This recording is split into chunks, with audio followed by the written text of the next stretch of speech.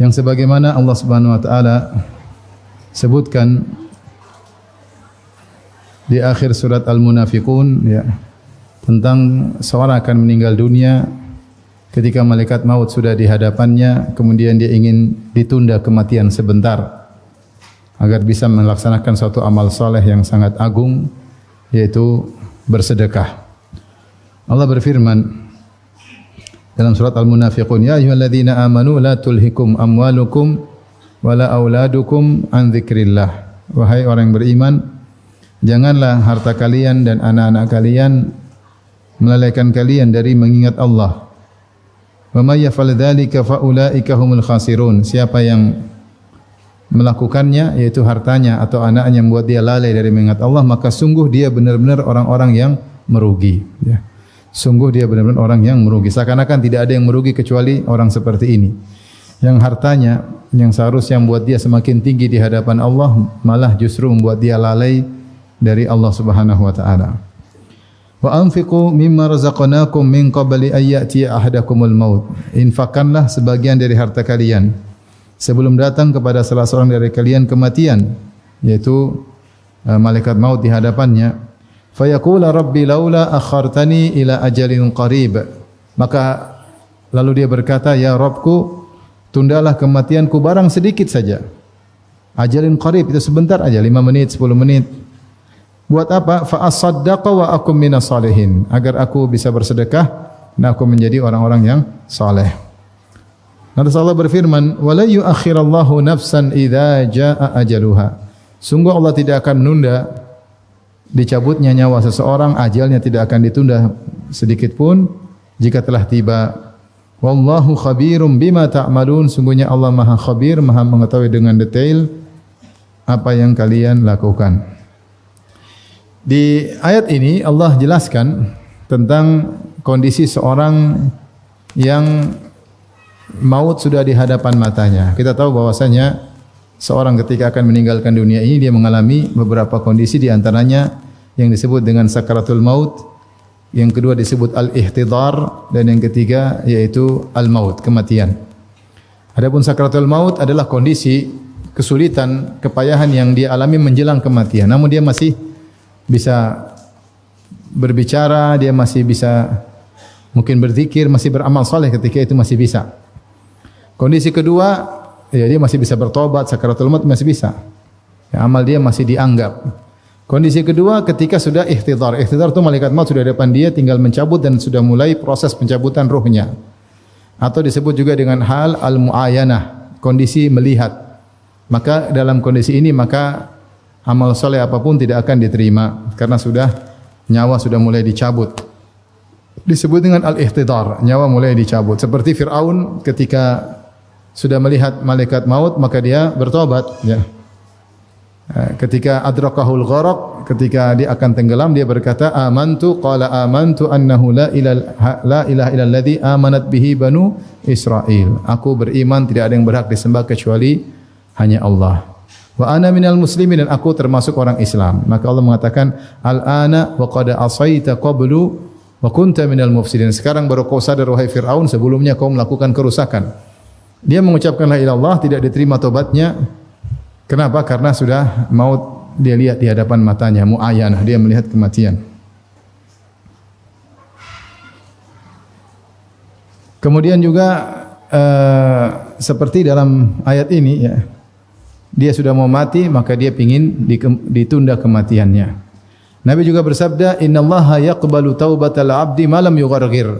Allah menerima taubat seorang hamba sebelum nyawanya di kerongkongan. Ini namanya ihtidar. Malik, nyawa sudah mau keluar. Kalau nyawa sudah keluar dari tubuh namanya al-maut, kematian. Kalau nyawa sudah keluar dari tubuh disebut dengan apa? Kematian. Nah, ketika nyawa dalam proses dicabut, maka orang ini yang mau dicabut nyawanya berangan-angan, dia minta untuk ditunda sebentar. Namun kita tidak melihat perkataannya tersebut ya. Makanya Allah mengatakan dalam Al-Qur'an, falaula idza balagatil hulqum wa antum hina idzin tanzurun wa nahnu aqrabu ilaihi minkum walakin la tubsirun. Kata Allah, ketika ruh sudah sampai di kerongkongan, Wa antum hina idzin tanzurun, ketika itu kalian, ini ada orang mau mati di atas tempat tidur, nyawa sudah dikerongkongi, kita enggak lihat datangnya malaikat maut ingin mencabut nyawanya. Kalian yang hadir di situ tidak melihat. Falaula idza balagatil hulqum wa antum hina idzin tanzurun, ketika itu kalian sedang melihat orang tersebut.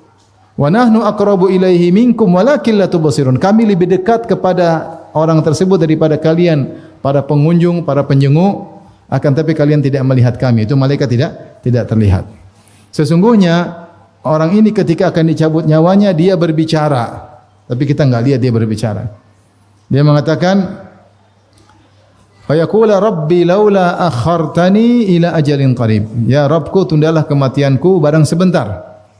Barang sebentar, cuma 5 menit, 10 menit, sebentar aja. Apa yang ingin dia lakukan dengan waktu yang sebentar tersebut?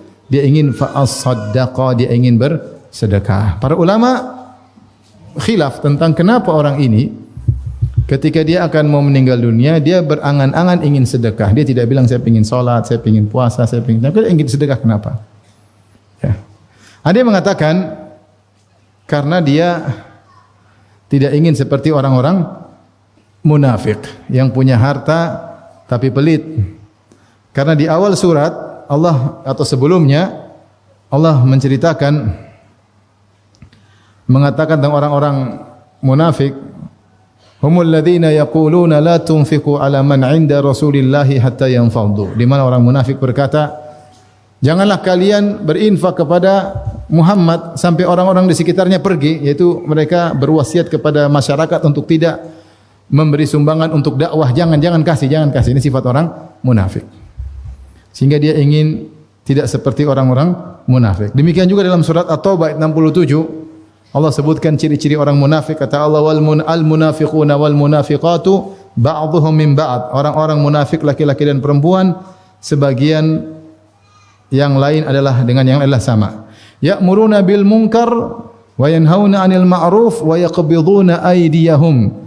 Kerjaan orang munafik adalah menyuruh kepada kemungkaran, melarang dari kebaikan. Bukan amar ma'ruf nahi mungkar, tapi amar murkar nahi ma'ruf. Bukan amar ma'ruf nahi mungkar, tapi amar mungkar nahi anil ma'ruf. Dan di antara sifat mereka, wa yaqbiduna aydiyahum, mereka melipat tangan mereka, maksudnya mereka pelit.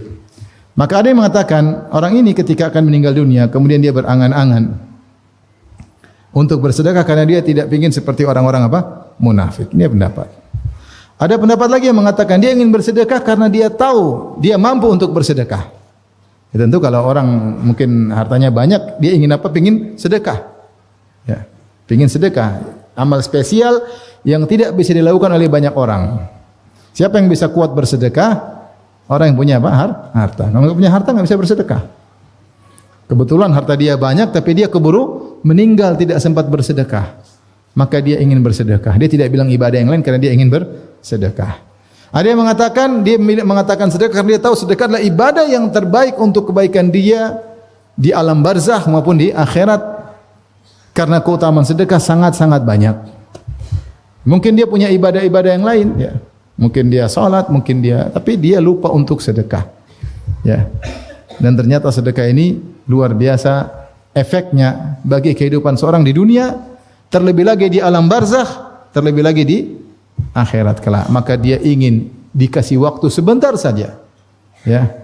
Fa yaqula rabbi laula akhartani ila ajalin qarib. Dia berkata, ya Rabbku, tundalah kematianku barang sedikit saja, 5 menit, 10 menit. 10 menit sudah cukup untuk buka ATM banking kemudian kirim 1 miliar. Cuma butuh setengah menit, ya enggak? Tinggal kliknya yang berat. Kalau pencet-pencet nomor 00 mudah. Sudah nolnya udah 6, tambah lagi nolnya sudah 7, tambah lagi nolnya sudah 8, sudah ratusan juta. Cuma oke-nya ini sudah oke, paspornya pura-pura lupa, ya repot. Sehingga dia dikasih waktu, kalau dikasih waktu 5 menit saja dia ingin bersedekah. Tapi Allah mengatakan wala yu'akhirallahu nafsan idza jaa ajaluha. Kalau sudah tiba nyawa seorang tidak akan ditunda. Demikianlah orang-orang berangan-angan tatkala bermimpi, berangan-angan ketika waktu sudah lewat, penyesalan yang tiada guna. Oleh karenanya ikhwan dan akhwat, kita akan mengalami apa yang dialami oleh orang ini. Kita akan mengalami namanya halatul ihtidhar, yaitu nyawa di kerongkongan. Kita akan mengalami. Maka jangan sampai kita berangan-angan seperti dia. Kita ingin kalau kita punya harta kita infakkan di jalan Allah Subhanahu wa taala. Ya. Oleh karenanya Rasulullah pernah berkata, ayyukum malu warasatihi ahabbu ilaihi min mali, atau kama qala Nabi sallallahu alaihi wasallam. Siapa di antara kalian yang harta ahli warisnya lebih dia suka daripada hartanya sendiri? Sahabat berkata, mana ada orang lebih suka kepada harta ahli warisnya? Semua orang lebih suka hartanya sendiri. Ahli waris saya siapa? Kalau saya meninggal, ahli waris saya itu istri saya, anak saya. Ya. Orang tua saya sudah meninggal, jadi tinggal anak sama istri saya. Ya. Kalau ternyata anak sudah besar, sudah berkeluarga, sudah... Ya. Mana lebih saya suka? Saya punya harta sendiri atau harta anak saya, harta istri saya? Lebih enak punya harta sendiri. Kita harta anak saja kalau kita minta enggak enak, ya enggak? Taruh anak kita kaya, kita minta-minta kan enggak enak. Coba kalau harta sendiri kan terserah kita. Apalagi istri minta-minta, aduh malu-maluin. Ya. Meskipun istri kita kaya, kita minta enggak enak, harga diri dong. Anak kita kaya, kita minta juga enggak enak. Itu ahli waris kita. Kalau dia punya harta, mana lebih suka? Harta dia atau harta kita sendiri? Lebih enak harta kita sendiri. Maka Nabi membuat agar seorang berfikir, kalau kau lebih suka hartamu, mumpung lagi di tanganmu, maka gunakanlah untuk kemaslahatanmu yang paling utama, untuk dunia maupun akhiratmu. Karena kalau kau pelit-pelit, kau tidak sumbangkan di jalan Allah, begitu kau meninggal, ini harta lari ke ahli warismu. Kalau lari ke ahli warismu, seandainya ahli warismu yang bersedekah, dia yang dapat pahala, bukan kamu. Yang dapat pahala dia, bukan kamu. Maka seorang kalau sudah memenuhi kewajibannya untuk anak istrinya, hendaknya dia memikirkan tentang akhirat dia, tentang alam barzah dia. Ya. Nabi berkata, yaqulu ibnu Adam mali mali.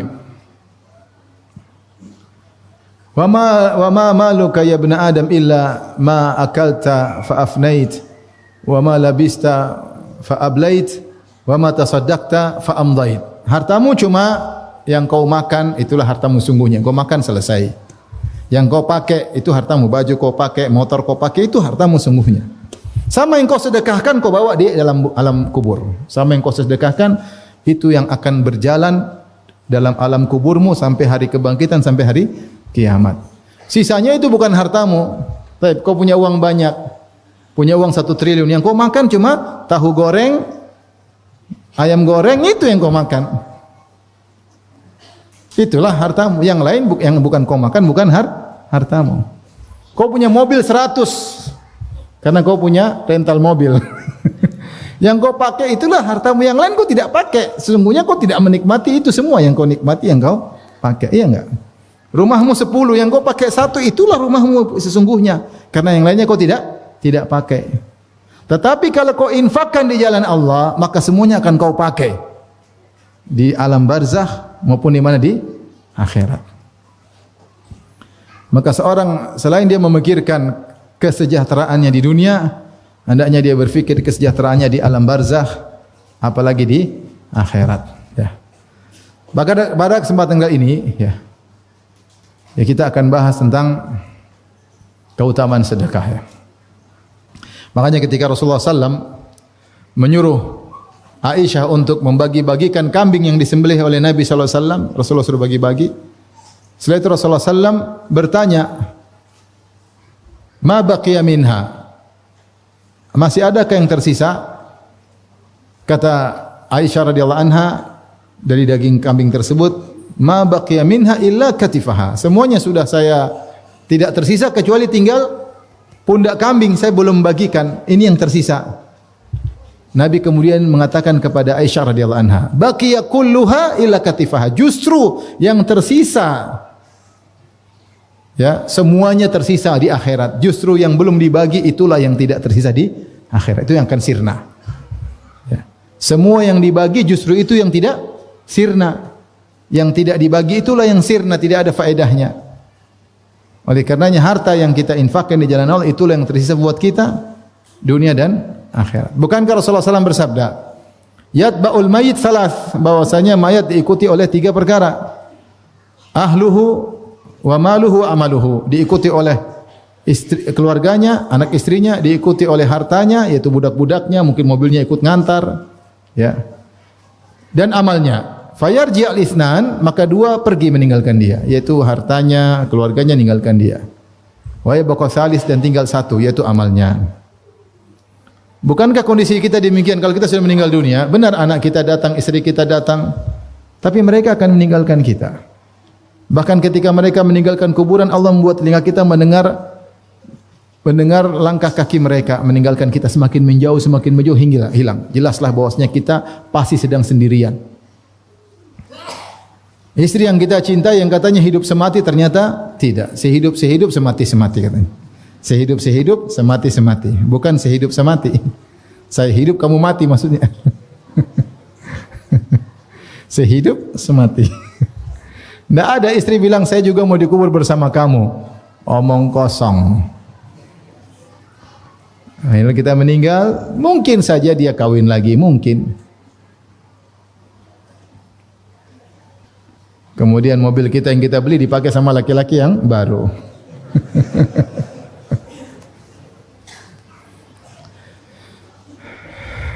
Semua meninggalkan kita. Harta kita yang kita kumpulkan, kita belikan rumah, belikan aset, belikan mobil baru semua. Tidak ada yang dikubur bersama kita, tidak ada. Tidak bisa kita. Dikubur pun kita tidak bisa pakai. Buat apa? Memang main mobil-mobilan dalam kuburan.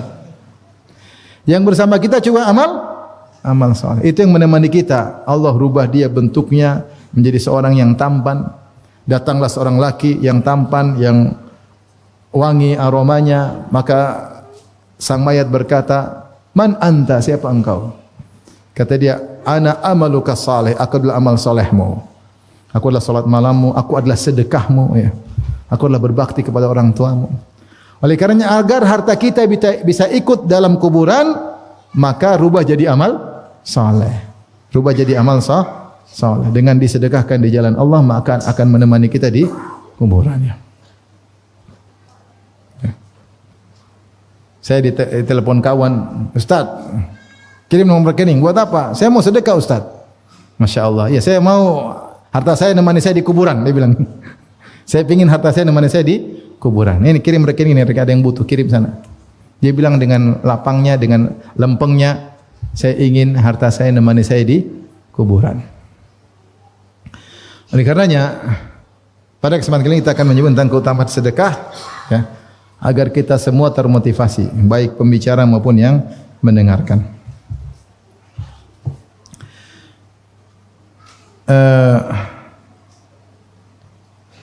Keutamaan sedekah sangat banyak, ya.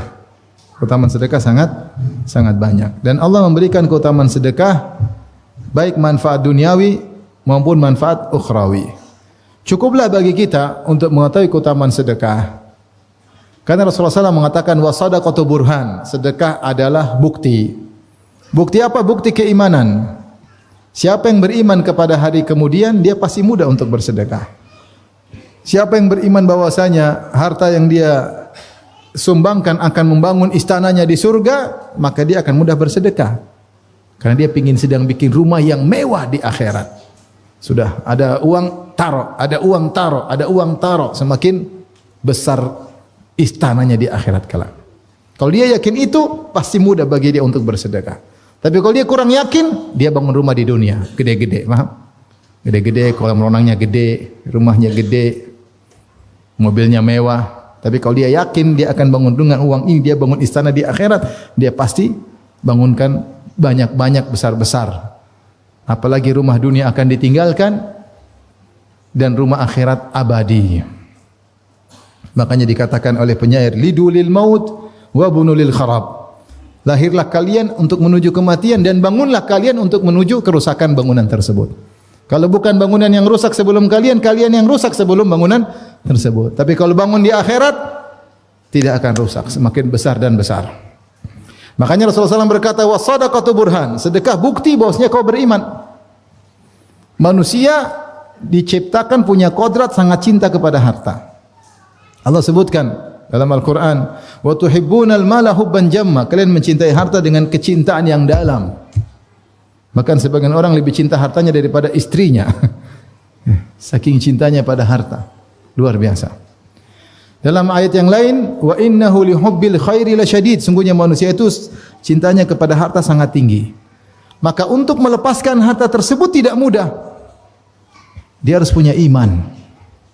Maka kalau dia imannya tinggi, dia mudah untuk bersedekah. Karena dia tahu sedekah yang dia keluarkan akan bangun untuk kemaslahatan dia. Bangun istana di surga.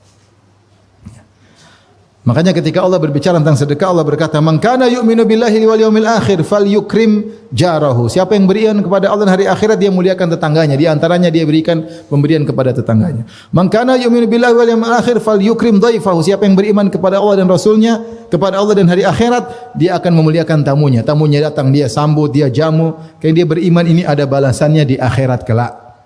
Di dunia sebelum di akhirat. Maka sedekah itu di antara kemuliaan adalah bukti keimanan. Karenanya kalau kita baca Al-Quran, banyak isinya suruh sedekah, banyak. Wa anfiqu mimma razaqnakum, infakkan. Ya. Ladzina yunfiquna amwalahum fi sabilillah, yang berinfak ya Allah Subhanahu wa taala. Banyak sekali. Falaqatahamal aqabah wa ma adraka mal aqabah fakku raqabah aw it'amun fi yaumin dhi masghaba yatiman dha matrabah. Yatiman dha maqraba atau miskinan dha matraba. Kata Allah, kalau dia ingin melewati halangan untuk masuk surga, apa yang dilakukan? Fakkur raqabah, merdekakan budak. Butuh duit atau tidak? Butuh duit. Au it'amun fi yaumin dhi masghaba, atau bagi-bagi makanan di tatkala musim kelaparan, bagi makanan butuh duit atau tidak? Sedekah. Yatiman dha maqrabah, bantu anak yatim yang masih punya kekerabatan, bantu juga butuh biaya. Atau miskinan dha matraba, atau dia bantu orang miskin yang tidak punya apa-apa kecuali tanah, juga butuh sedekah. Jadi dalam Al-Quran banyak sekali sedekah banyak sekali. Lan tanalul birra hatta tunfiqu mimma tuhibbun, kalian tidak akan mencapai kebahagiaan yang sesungguhnya, iman yang sungguhnya, kebajikan yang sungguhnya sampai kalian menginfakkan apa yang kalian cintai. Allah tidak mengatakan sampai kalian cinta menginfakkan apa yang paling kalian cintai, tidak. Itu berat. Allah mengatakan sampai kalian menginfakkan apa yang kalian cintai. Harta kita cinta, kita infakkan. Tapi para sahabat ketika menerapkan ayat ini, mereka menerapkan menginfakkan yang paling mereka cintai, bukan yang mereka cintai aja. Makanya sahabat ya Abu Talha ketika dengar ayat ini, dia bilang, saya punya kebun yang paling dia cintai, harta aset paling berharga, Bairuha, sedekah di jalan Allah Subhanahu wa taala. Dia cari harta yang paling dicintai. Umar bin Khattab ketika ingin berwakaf, dia cari aset yang paling dia cintai. Yang dia dapatkan kalau dari perang Khaybar, dia dapat, itu dia infakkan dia cari harta yang paling dicintai. Khalid bin Walid ketika berwakaf, yang senjata dia infakkan, itu harta yang paling dia cintai. Itu sahabat karena imannya kepada hari akhirat sempurna. Oleh karenanya kalau kita bicara sedekah banyak sekali ya keutamanya. Tapi sekarang kita akan bahas.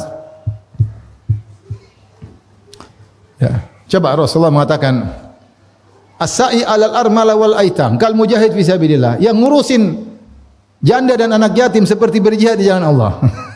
Ngurus pakai duit enggak? Bukan cuma pakai tenaga, juga butuh apa? Duit. Paling tidak nyarikan bantuan buat mereka. Pahalanya banyak. Apalagi ngurus anak yatim. Ana wa kafil yatim ka hataini fil jannah. Aku dan pengurus anak yatim seperti di surga. Ngurus anak yatim butuh biaya. Kalau pelit enggak bisa ngurus anak yatim. Bawa ke rumah, diurusin, disekolahkan seperti anak sendiri, butuh biaya. Taib. Kita akan bahas keutamaan sedekah. Taib. Pertama kita akan bahas keutamaan sedekah di dunia. Apa sih keutamaan sedekah di dunia? Di antara kehebatan sedekah, Allah berikan keutamaannya di dunia sebelum di akhirat. Di antaranya siapa yang bersedekah, hartanya akan ditambah. Bukankah Rasulullah SAW bersabda, "Ma naqasat shadaqatun min mal." Harta sedekah tidak mengurangi harta. Bahkan Rasulullah bersumpah 3 perkara di antaranya kata Nabi, "Ma naqasat shadaqatun mal." Itu demi Allah sedekah tidak akan mengurangi harta. Al-Baji mengatakan bal zada al-mal. Ya. atau bal zadatil mal, bahkan menambah harta. Dan ini kenyataan yang kita lihat, bahwasanya orang yang sering bersedekah hartanya semakin bertambah-tambah. Bahkan ada seorang yang saya kenal saking banyak bersedekah, sedekahnya luar biasa, terlalu banyak. Sampai dia bilang, saya lari dari harta, bahkan harta mengejar-ngejar saya. Subhanallah. Saya lari harta, bahkan harta mengejar. Hartanya bertambah-tambah terus, banyak sekali hartanya. Semakin sedekah tambah lagi hartanya, semakin sedekah tambah lagi apa? Hartanya. Coba lihat para sahabat, sedekah kaya. Ya. Utsman bin Affan kaya, sedekah kaya. Abdurrahman bin Auf sedekah kaya. Bahkan Abdurrahman bin Auf di mana kalau ngangkat batu dapat duit saking kayanya. Kaya. Luar biasa. Oleh karenanya mana qasad sadaqatun min mal. Sedekah tidak mengurangi harta. Jadi kalau orang punya uang 1 juta, dia sedekah 100.000, secara kasat mata tinggal 900.000. Tapi jangan percaya sama matamu. Yakinlah itu akan bertambah cepat atau lambat. Cepat atau lambat. Maka ternyata orang yang bersedekah, di antara keutamanya dunia, dia akan ditambah hartanya. Kemudian di antara faedah di dunia, orang yang bersedekah akan mendapatkan husnul khatimah. Ya, dapat kematian yang indah. Kata Rasulullah SAW, "Sana'iul ma'ruf taqi masari as-su." Berbuat baik kepada orang lain, membantu orang lain akan mencegah dari kematian yang buruk. Mencegah dari kematian yang buruk, kematian yang mengenaskan, akan terhindar dari kematian model seperti itu, ya. Kemudian juga bahwasanya sedekah akan menghalangi orang dari berbagai macam bala. Berbagai macam bala, banyak bencana yang menimpa dia terhalangi karena dia bersedekah. Subhanallah. Dan ini kaidah al-jaza' min jinsil amal, balasan sesuai dengan perbuatan.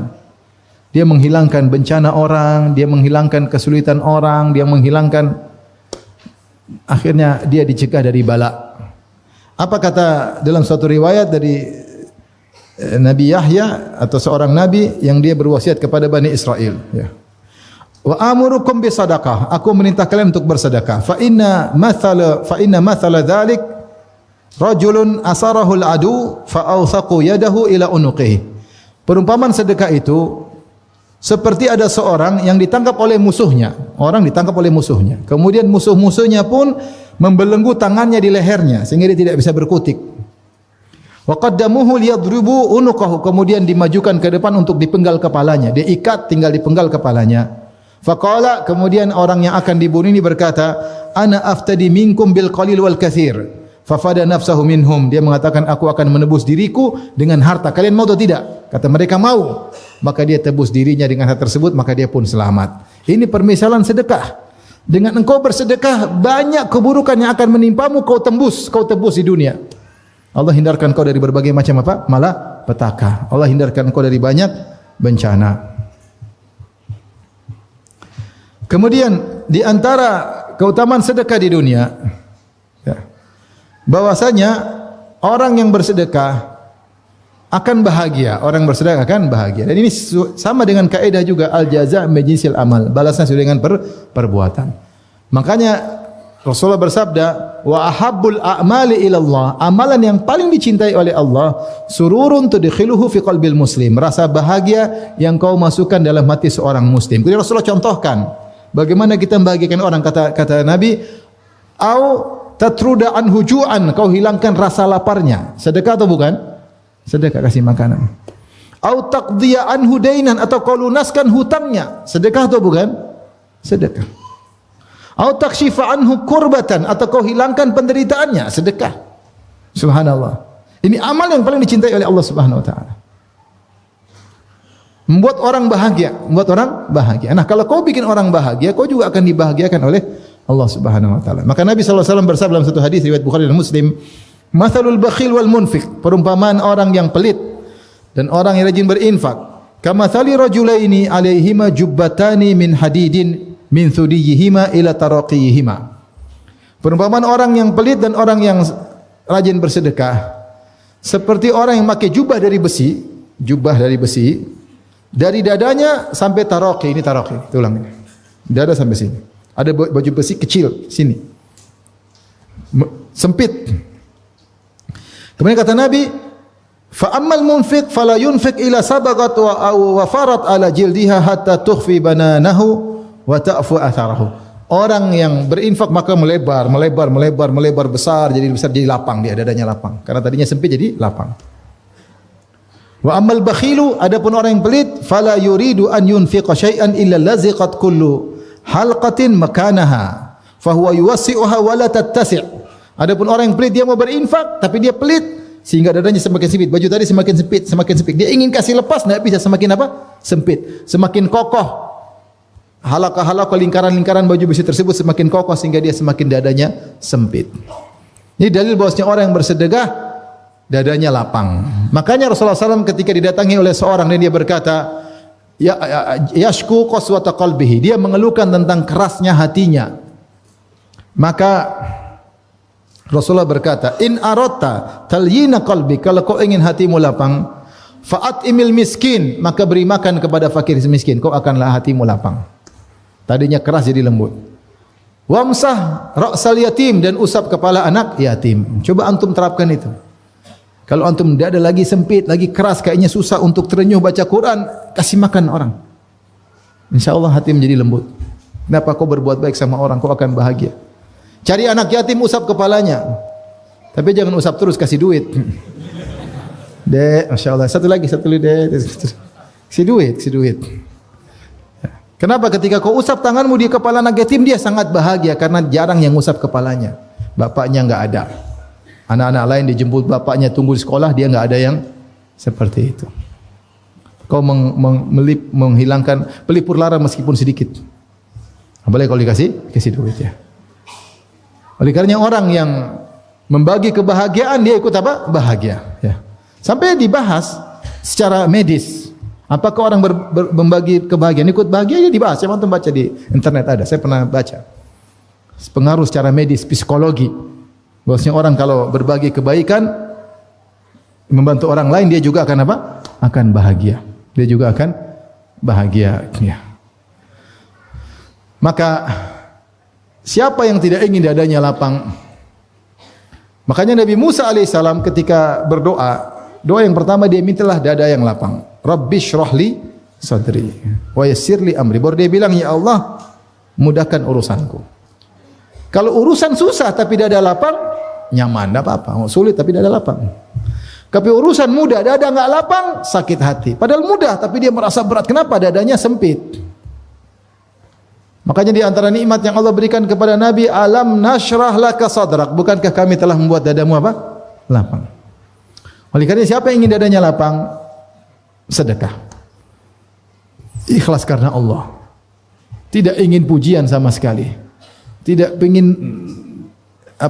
sanjungan sama sekali. Tidak ingin balasan sama sekali. Benar-benar murni karena Allah, maka dia akan mendapatkan keutamaan sedekah ya. Di antaranya dadanya menjadi lapang. Di antaranya juga bahwasanya sedekah bisa menyembuhkan penyakit. Jika seorang bersedekah ingin penyakitnya sembuh, boleh. Dalam hadis yang dihasankan oleh Syekh Albani rahimahullah, Rasulullah SAW bersabda, "Dawu mardhakum bis sadaqah." Sembuhkanlah orang-orang sakit di antara kalian dengan bersedekah ya. Saya dulu pernah ada kawan dari Madinah nitip uang untuk bangun sumbangkan karena ada kakaknya atau saudaranya sakit, pingin sembuh. Sumbangkan ya. Pingin sembuh ya. Disebutkan ya, Ibnu Mubarak, ada seorang bertanya kepada Ibnu Mubarak, an qurhatin kharajat fi rukbatihi mundu sab'i sinin. Ada luka keluar di lututnya, luka tidak sembuh-sembuh sudah 7 tahun. Waqat ala jabi'an walillah, sudah berobat, berusaha macam-macam obat, macam-macam dokter, macam-macam tabib namun tidak bermanfaat. Maka dia berkata, idhab fa akhfir bi'ran fi makanin hajatin ilal ma. Pergilah engkau cari tempat di mana orang butuh air, gali sumur di situ. Fa inni arju an yanbu'a hunaka ainun wa yumsik anka dam. Saya berharap di situ ada mata air yang keluar, kemudian darahmu akan berhenti, tidak keluar lagi lukamu. Fa fa'ala ar-rajul fa bari'a, maka dia pun lakukan dan akhirnya sembuh. Tapi kita akan bahas secara singkat tentang keutamaan sedekah di akhirat. Yang pertama tadi, sedekah harta kalau disedekahkan akan menjadi amal soleh yang menemani di alam barzakh. Ya. Semakin banyak sedekah maka semakin indah amal yang menemani tersebut. Ya. Adapun kalau tidak kita sedekahkan maka hanya menemani kita di dunia. Itu pun masih banyak kalau orang kaya hartanya tidak bisa dia nikmati. Dia hanya ngumpulin buat orang lain. Dia sendiri terkadang tidak bisa menikmati. Benar-benar kita nikmati harta tersebut, begitu kita mati, semua harta yang kita sedekahkan langsung kita nikmati di alam barzakh. Tapi ketika dibangkitkan, maka seorang sedekahnya akan menjadi naungannya pada hari kiamat kelak. Kata Nabi sallallahu alaihi wasallam, kullu mri'in tahta sadaqatihi yaumal qiyamah hatta yuqda bainan nas. Atau kama qala Nabi sallallahu alaihi wasallam. Seluruh masing-masing orang di bawah naungan sedekahnya sampai selesai persidangan Allah Subhanahu wa taala. Untuk menanti persidangan mungkin ribuan tahun, di padang mahsyar 50.000 tahun. Kemudian matahari jarak 1 mil. Di masa menanti tersebut sampai orang selesai di sidang, sedekahnya akan menaunginya. Semakin banyak sedekahnya, maka semakin luas apa? Naungannya. Dia semakin nyaman. Orang pada kepanasan di bawah terik matahari jarak 1 mil, dia merasa nyaman karena dinaungi oleh sedekahnya. Kemudian sedekahnya akan menghalangi dia dari neraka jahanam. Kata Nabi sallallahu alaihi wasallam, "Fattaqun nara walau bisyikki tamrah." Hindarkanlah dirimu dari neraka meskipun bersedekah hanya sepenggal korma. Kalau kau tidak punya harta kecuali 1 butir korma, sedekah sepenggalnya. Ya. Makanya ketika Nabi sallallahu alaihi wasallam mengatakan kepada para wanita, "Ya ma'syaran nisa tasaddaqna fa innakunna aktsara hatabi jahannam." Wahai para wanita, bersedekahlah. Sungguhnya kalian adalah banyak penghuni neraka jahanam. Kenapa? Karena kalian banyak tidak bersyukur kepada suami, kalian suka mengeluh, kata Nabi sallallahu alaihi wasallam. Jadi Nabi mengarahkan para wanita agar selamat dari neraka jahanam. Apa yang Rasulullah suruh? Bersedekahlah. Dalil bahwasanya sedekah amal yang paling termasuk amal yang paling kuat, yang ampuh untuk menghalangi dari neraka jahanam. Kemudian dengan sedekah surga orang akan makin tinggi. Allah berfirman, "Mathalul ladzina yunfiquna amwalahum fi sabilillahi kamathali habbatin ambatat sab'a sanabila fi kulli sumbilatin mi'atu habbah. Wallahu yudha'ifu liman yasha. Wallahu wasi'un alim." Perumpamaan orang yang bersedekah di jalan Allah. Ingat, sedekah di jalan Allah. Perumpamannya seperti satu benih yang menumbuhkan 7 bulir, setiap bulir ada 100 biji. Jadi 1 menjadi 700. Kata para ulama, amal soleh minimal 10. Ya, al-hasanatu bi asyri amsalihah. Kebaikan dilipat gandakan 10. Kecuali sedekah di jalan Allah, minimalnya 700. Minimalnya 700. Jadi kalau ada sedekah untuk dakwah, untuk jihad, ya, untuk di antara jihad adalah dakwah, jihad bil ilm.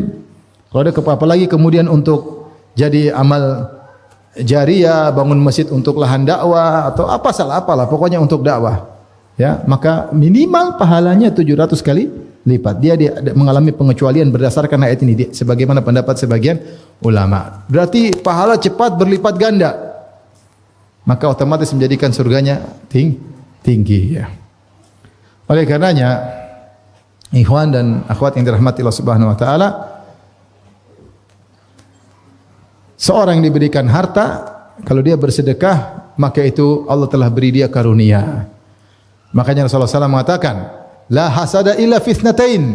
Tidak ada hasad kecuali kepada 2 orang. Yaitu janganlah kau iri kecuali pada 2 orang saja. Yang pertama, rajulun atahu Allahul hikmah wa huwa yaqdi biha wa yu'alima.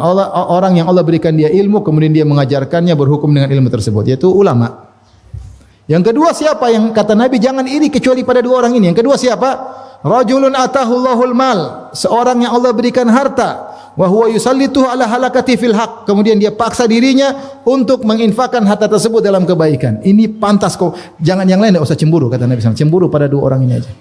Kenapa agama dibangun di atas 2 orang ini? Agama itu butuh biaya, butuh orang berilmu, ya tidak? Makanya saya bilang Nabi SAW di awal dakwah, Allah beri taufik, Nabi menikah dengan janda kaya raya. Siapa? Khadijah. Kemudian punya sahabat yang sangat kaya raya. Siapa? Abu Bakar As-Siddiq. Yang Nabi butuh harta mereka. Sampai Nabi berkata, "Mana fa'ani malun qad, mana fa'ani malu Abi Bakar." Tidak ada harta bermanfaat bagiku sebagaimana manfaatnya harta Abu Bakar. Abu Bakar pun menangis. Kata Abu Bakar, "Ma nafsi wa mali illa laka ya Rasulullah." Tidaklah jiwaku dan hartaku kecuali untuk Anda wahai Rasulullah, ya. Jadi Nabi mengatakan jangan hasad kecuali pada orang ini. Oleh karenanya fuqaraul muhajirin, para muhajirin yang miskin datang kepada Nabi cemburu. Karena teman-temannya yang kaya pada bersedekah. Kata mereka, ya Rasulullah, jadi mereka dulu berlomba-lomba, munafasah, saingan dalam beramal soleh. Bukan karena dengki, enggak, bukan karena hasad, enggak, tapi ingin bersaing sehingga mereka lihat semua dengan pandangan apa? Akhirat. Kata mereka, ya Rasulullah, dhahaba ahlud duthuri bil ujuri. Orang-orang kaya dapat pahala, kami tidak dapat. Mereka tidak bilang, ya Rasulullah itu kaya, kami miskin. Enggak. Mereka enggak pikir itu. Mereka mengatakan dhahaba ahlud duthuri bil ujuri. Orang-orang kaya punya harta banyak, punya sedekah, amal pahala banyak karena mereka bersedekah, kami tidak. Kata mereka, yusalluna kama nusalli. Kami salat, ternyata mereka juga salat. Wa yasumun kama nasum. Kami puasa, mereka juga puasa. Bedanya wa yatasaddaquna bi fuduli amwalihim. Mereka bisa bersedekah dengan harta mereka berlebihan, kami tidak bisa. Jadi cemburu. Maka Rasulullah kasih solusi. Supaya kalian bisa menyaingi orang kaya, ada sedekah bentuk lain, bukan sedekah harta. Sedekah dengan bentuk lain. Inna fi kulli tahlilatin sadaqah. La ilaha illallah, sedekah. Wa kulli tasbihatin sadaqah. Bilang subhanallah sedekah. Takbiratin sedekah. Allahu akbar sedekah. Wa ta'dilu balal isnain sedekah. Ada orang berhukum kepada engkau hukum dengan adil, itu sedekah. Wa tu'inur rajul ala dabbatihi au tahmilu mata'u 'alaiha. Kau bantu orang supaya bisa naik di atas kudanya, di atas ontanya, atau kau bantu angkat barangnya. Seperti mungkin ada sekarang ada orang angkat barang kita bantu, itu juga apa? Sedekah. Sampai Rasulullah mengatakan tabassumuka fi wajhi akhika sedekah, senyum kepada saudaramu sedekah. Oh, para orang miskin semangat, kita punya sedekah model lain nih.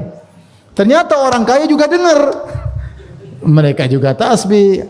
Datang lagi yang miskin-miskin, ya Rasulullah, mereka dengar. Dan mereka juga lakukan. Bagaimana nih ya Rasulullah? Tidak ada solusi lain. Kata Rasulullah, "Dzalika fadlullah yu'tihi may yasha." Sudah, itu karunia Allah sama mereka. Sudahlah, mau diapain? Gampangannya demikian. Oleh karena kalau orang diberi rizki kemudian dia bersedekah, kesempatan bagi dia untuk naik. Makanya Allah mengatakan, siapa ya, wa may yaf'al dzalika fa ulaika humul khasirun. Siapa yang ternyata hartanya membuat dia lalai dari Allah, sungguh mereka itu orang yang merugi. Seakan-akan tidak ada orang yang rugi kecuali mereka. Kenapa? Harta itu sebenarnya bisa untuk meningkatkan derajat di sisi Allah, bisa bangun istana setinggi-tingginya, sehebat-hebatnya, semegah-megahnya, bisa punya bidadari secantik-cantiknya, ternyata dia tidak lakukan. Ternyata dia bangun istananya di dunia sebesar-besarnya, semegah-megahnya, ternyata di akhirat pas-pasan. Rugi enggak? Rugi.